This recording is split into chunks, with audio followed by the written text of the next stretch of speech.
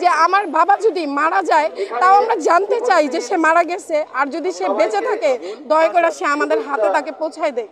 আমরা এই যন্ত্রণা নিয়ে থাকতে পারতেছি না। গত 13টা বছর শুধু চিন্তা করে ঘুমাই রাতে যে সকালে হয়তোবা দেখবো আমার বাবা চলে আসছে। তাই আমরা আকুল আবেদন জানাই যেন আমাদের এটা একটু মারা গেলেও জানায় বা বেঁচে থাকলেও আমাদের হাতে পৌঁছায় দেয়। আমাদের আর কোনো চাওয়া নাই। উনি আমার আব্বু হয়। 2011 সালের জুন মাসের 14 তারিখে উনি হচ্ছে মিসিং হয়। মানে আমরা উনি এমনিতে আসলে 2000 মানে যখন প্রথম আসে এই যে বিএনপির আমলের পরে যখন আওয়ামী লীগ আসে তখন থেকে আমার আব্বু মানে সে কোনো বিএনপির দল করতো না, কিন্তু ওই সময়টা বিএনপি থাকাকালীন আমার আব্বু এলাকায় ব্যবসা করতো। সেই ক্ষেত্রে 2-10 জন মানুষ আমার আব্বুকে মানতো, মানে আব্বু যদি দুটো কথা বলতো তাহলে সবাই শুনতো। তো আমার আব্বু কোনো দল বা কোনো পদে ছিল না, কিন্তু যখন আওয়ামী লীগ সরকার আসে তখন থেকে আমার আব্বুর কোনো একটা মিথ্যা মামলা দেয়, যার পরে আমাদের বাসায় খুব হ্যারাস করে।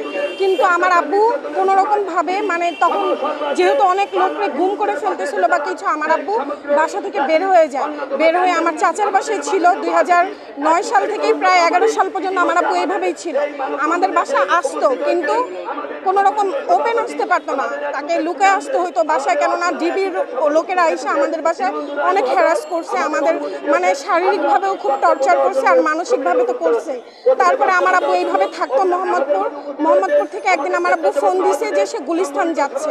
তারপর থেকে আমরা ওই 14ই মানে 2011 সালের 14ই জুন লাস্ট কথা হয় আমার আব্বুর সাথে 12টা বাজে। এরপরে আমার আব্বাকে আর আমরা মানে ফোনও পাই নাই, কোনো রকম কোনো যোগাযোগও করতে পারি নাই।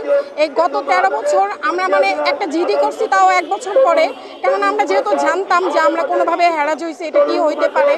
তো আমরা তখন খুব ছোট ছিলাম, আমরা 2টা ভাই বোন খুব ছোট ছিলাম, মানে আমরা সেইভাবে কিছু করতে পারি নাই। তবে অনেক মর্গে গেছি খুঁজতে, তারপরে নানান রকম জায়গায় গেছি, কিন্তু সেভাবে যে একটা কিছু করতে হবে, অনেক বড় পদক্ষেপ নিতে হবে, সেরকম আমাদের কেউ ছিল না বা বোঝানোর কেউ ছিল না।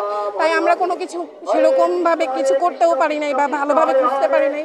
তবে বর্তমান যে প্রধান উপদেষ্টা, তার কাছে আকুল আবেদন যে তিনি যেহেতু এখন বর্তমান সরকার আছেন, তার কাছে আমরা বিনীত আবেদন করি যে আমার বাবা যদি মারা যায় তাও আমরা জানতে চাই যে সে মারা গেছে, আর যদি সে বেঁচে থাকে দয়া করে সে আমাদের হাতে তাকে পৌঁছায় দেয়।